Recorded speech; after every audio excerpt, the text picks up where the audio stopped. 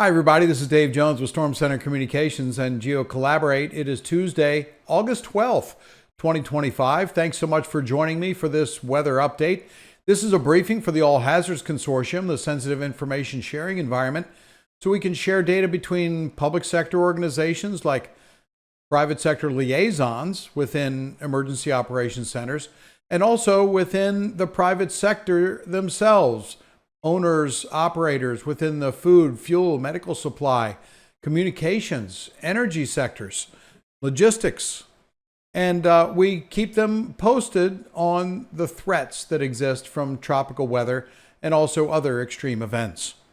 You can see what's going on. I have GeoCollaborate started here because I wanted to show you right off, first and foremost, what the latest prediction is from the National Hurricane Center.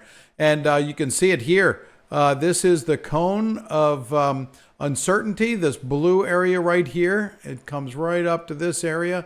But what I've really tried to do is minimize the significance of the cone, but maximize the significance of the forecast for tropical storm force winds. That's winds of 34 knots or greater, 39 miles per hour. And this is what the forecast looks like. And you can see where the tropical storm is right now. And I've got to tell you, Tropical Storm Erin is kind of in a hostile environment right now with Saharan dust and some dry air getting mixed into it today. And also lukewarm sea surface temperatures. It's not really conducive to rapidly intensifying a tropical system if all those ingredients are there. It is in a low shear environment. That means the winds are not blowing very strongly from one direction to another to take those tops off of those thunderstorms that try to form. But today, gosh, we hardly even have any thunderstorms. So let me show you what the satellite picture looks like, and I'll switch over to that here. And you can see Erin. Erin is now getting dark over it. It's getting to be nighttime. And I'll zoom in here. We'll go in and take a look at the European satellite picture and what that looks like here. So let's switch over to that, and we'll switch over full screen. Here is Tropical Storm Erin. As a matter of fact, let me just draw this a little bit so you can see. Here is Tropical Storm Erin right in here. You can see some circulation. There really isn't any thunderstorm activity. As a matter of fact, I turned on the lightning detection channel from the GOES satellite. It's called the Global Lightning Mapper, GLM. Not a single lightning strike out of this. I mean, it's not incredibly rare to have no lightning, but what it does tell us is that the tops of these clouds are not very cold, meaning there's not a lot of vertical velocity and not a lot of thunderstorm activity. No thunderstorm activity, actually, circulating around Erin right now. That is going to change. The forecast is for it to change. But right now, it is not a very impressive looking system. Here's the Cabo Verde Islands right here. As a matter of fact, from heavy rain that was produced by Erin, 7 people were killed because of flash flooding in the Cabo Verde Islands. So already, Tropical Storm Erin has claimed lives. And that is very unfortunate. If I move this a little bit further here, so we get Erin right there, and we can see over on the on the western edge of the satellite image. Again, this is a satellite image from EUMETSAT. It's their Meteosat 10 satellite. Here is Erin, once again, circulating here. And all this distance, this is a huge distance. Here is Barbados. Let me shift the imagery up just a little bit here. Here is Barbados right here. And it looks like you're going to be okay. And the lower parts and mid parts of the Lesser Antilles look like you're going to escape major impacts from Tropical Storm Erin, forecast to be a hurricane. Now, what I'd like to do is shift this back so we can put the hurricane or tropical storm right here and take a look at the latest statistics. Tropical Storm Erin, as of 5 o'clock p.m. Eastern Time, just a few minutes ago, the National Hurricane Center issued their latest advisory. It's advisory number 6. Erin is still moving quickly to the west at 22 miles per hour. Look where it's located, 1,635 miles east of the northern Leeward Islands. Located 17.0 north, 38.3 west, maximum sustained winds of 45 miles per hour, minimum central pressure 1,006 millibars, that's estimated, and it has come up a little bit, but since we use satellite data to estimate these surface pressures, it doesn't really matter if it's gone up or down a millibar or two. The next advisory is going to be at 11 o'clock p.m. tonight from the National Hurricane Center, but we are going to be watching this as it enters a little bit more friendly environment for development. But look at these warm temperatures south of this system. All of these areas in red and orange and the Gulf Stream going all the way over to here and around this way down into the Caribbean. This is all very warm water, and this is what's going to help fuel Erin in getting a little bit stronger. Now let's go over and put Erin in the picture along with the sea surface temperatures, and I'll show you what's happening. Look at right here, the yellow and green sea surface temperatures. That's borderline being able to support a tropical system, 78 degrees or so, but it is moving in this direction into the oranges, into the yellows, into the reds, and once it gets into this area right here, that's where I think we're going to see some perhaps rapid intensification of Tropical Storm Erin. I don't really see a whole lot of intensification between here and this area because the sea surface temperatures aren't very friendly for any sort of sustainment of a tropical system or intensification. But that will all change once the storm gets into this area here, hopefully, north of Puerto Rico, north of the Lesser Antilles, north of the U.S. and British Virgin Islands here. And when it does get into this area, the shear is forecast to be low, and that will allow it to draw in more moisture, more thunderstorm activity to grow, and for the storm to strengthen.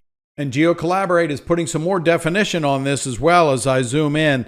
This product is showing where the tropical storm force winds are likely to impact certain areas, but it's more likely in the center where you see it getting yellow, orange, and red, and less likely in the green. But what you notice as I zoom in here, Puerto Rico is in a probability for tropical storm force winds. So is St. John's. And so is part of the northern Lesser Antilles. So until we see the track shift a little bit further to the north, there is, although be it slight, a chance for tropical storm force winds, not hurricane force winds, to impact this area. When? You can look at this right in here. Friday at 8 p.m., Saturday at 8 a.m. coming through this area, and Saturday at 8 p.m. approaching Puerto Rico and San Juan. Now, again, we're still pretty far away. This could change dramatically as we get more data into GeoCollaborate and into the numerical prediction models. And what I want to show you is something that's pretty interesting as well. That is the plan I showed you yesterday, the tropical cyclone plan of the day. So what's going on with the NOAA Hurricane Hunter aircraft that are based in Lakeland, Florida, 2 NOAA P3 aircraft with the 4 propellers, and a Gulfstream 4 G4 aircraft, which is a jet that flies around the environment of a tropical cyclone so it can gather more data to go in to numerical prediction models and make them more accurate. Well, here's the plan that was issued 12:30 this afternoon. No reconnaissance requirements today. So number 1 is negative.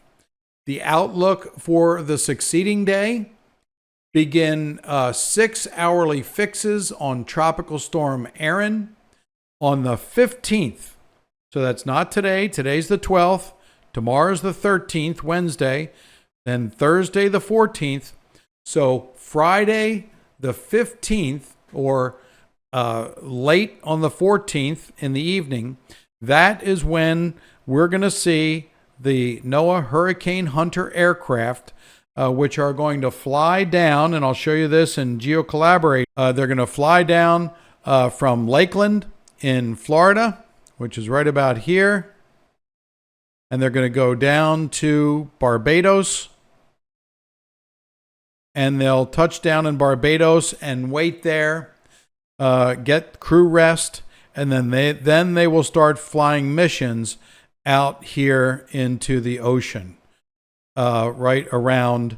That was a bad drawing, but essentially something like that, where they'll fly in and start gathering data from Tropical Storm Erin. And it's really incredible that these folks do this. Number one, they are heroes in my book, but it's really amazing that the more data they collect by flying through the storm, that data gets into numerical prediction models, and we can get much more accurate hurricane forecasts of both intensity and track. So we're going to have both P3s, so 2 airplanes are going to fly down to Barbados and stay there until they have to move. And then the Gulfstream 4 is going to fly down to Barbados as well and fly environmental missions more around the area like this. That's what the Gulfstream 4 flies, and then they come back into Barbados to rest. And so I'm going to get rid of all that because we're going to have actual flight plans coming in the next few days for where the flights are expected to fly, and we'll be able to put those in the briefing here so we can show you what it looks like. So I'm going to move this up just a little bit more here, and you can see what's going on. Here's Barbados. If I get real close, there's Barbados right here, and here's the forecast path of the storm. Sometimes they fly into St. Croix to be a base of operations, but it's a little bit too risky to fly to St. Croix here with the projected tropical storm force wind impact. Barbados looks to be much less risky to fly in and out of for recon missions.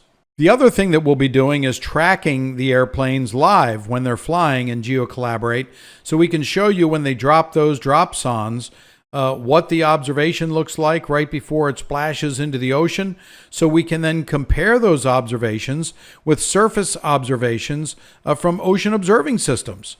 I'm going to switch over here to this view of GeoCollaborate because I want to show you those ocean observations that are out there.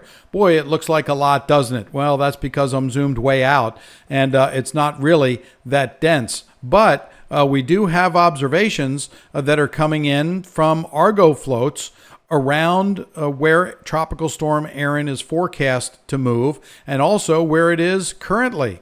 This is the current location of Tropical Storm Erin, and this is as of 5 p.m., 45 mile per hour winds, winds gusting to about 60 miles per hour. But now we can take a look at these Argo floats, take a look at the water profiles. How much is the cold water staying at the surface? Where is the warm water? What kind of salinity exists out there? All this is very important for fueling a tropical system. So as this moves over here, you can see that we have Argo floats. We also have these SVPB drifters. These are barometric pressure drifting buoys from Scripps Oceanographic Institute that measure sea surface temperature and also air pressure, atmospheric pressure.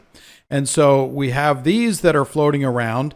And as a matter of fact, there's a really interesting project that's going on out of Wilmington, North Carolina. These are actual drifters that are operational right now from Scripps Oceanographic, and we can see data and sea surface temperature data there, what they're recording. These students will be deploying 9 drifters for Scripps Oceanographic Institute as part of an overall agreement with the Global Ocean Observing Program, and 8 of them will be these DWSB, or Directional Wave Spectra Barometer drifters, and one Surface Velocity Program Barometer, an SVPB. That's what this one is right here. You can see it is at the top, SVP drifter.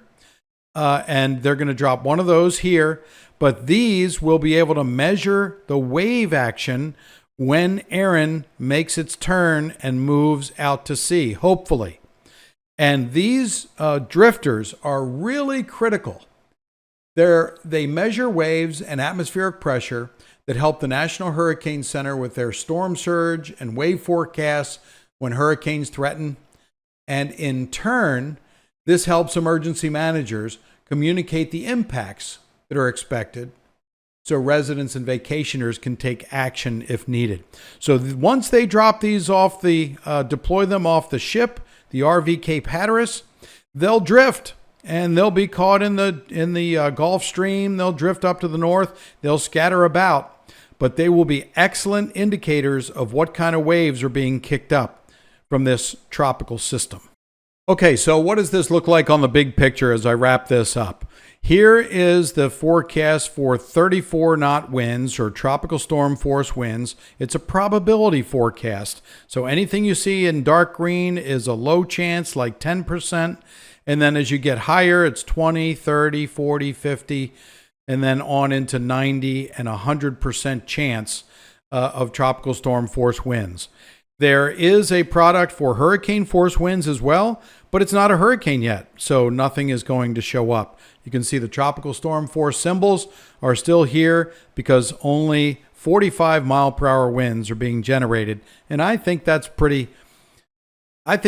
generous for the way Tropical Storm Erin looks right now. But if we back out and look at this, here's that other system that only has a 10% chance of developing. Doesn't look like it's going to develop into anything here. We'll certainly keep you posted. And then the one along the Gulf Coast, which is basically on the coast now. To the MRMS product. This is a product, I've shown this before, but it's really innovative from the folks at NOAA.